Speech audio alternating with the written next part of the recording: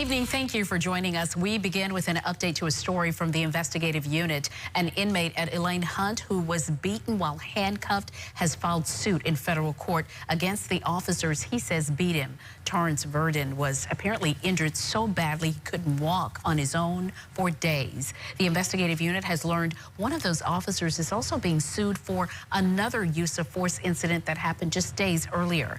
Bess Casterly reports. Sylvia, we exclusively brought you this story back in September when the family reached out to us worried about his safety. They have to be punished for this. You may recall this tearful interview from the mother of Elayn Hunt inmate Torrance Verdon, who was brutally beaten while handcuffed by several corrections officers. He laid down and said, "I surrender." And they told him, "You don't love your life." And they put him in handcuffs. And they beat him. They beat him. Elayn Verdon came to us in September. Why did he not walk in his own two legs? Confused and terrified for her son. When I went to see him on Sunday, I went to visit him. And it was hard. I was scared. I was nervous. I didn't know what to expect. The visit was good. And before I left, I had to watch them carry him because he couldn't walk, because his leg was hurting. And that was the hardest thing for me. A newly filed civil suit hopes to bring some relief to the Verdon family. As we've previously reported, Verdon was beaten for having a contraband tablet.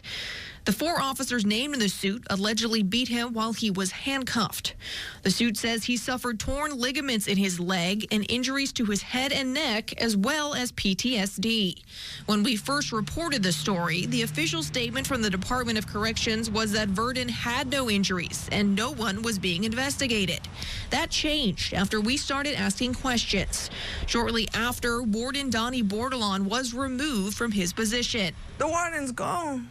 But who's these other people? They're going to go to other jails and do it at other jails. The WBRZ investigative unit has learned that one of the officers alleged to have beaten Verdon also allegedly did it to another inmate at a different prison just days before.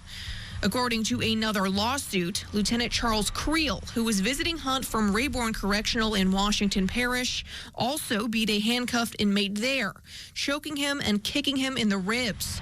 Just 4 days later, he allegedly had his knee on Verdon's neck, asking the other officers for a blind spot. And they asked the captain and the lieutenant for a blind spot.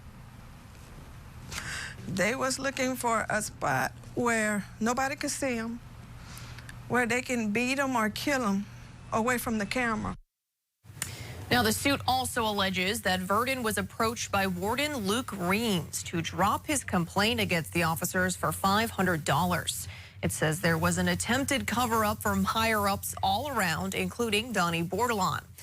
As of the end of June, Creel was still employed with the Department of Corrections. For the investigative unit, Bess Casterly, WBRZ News 2.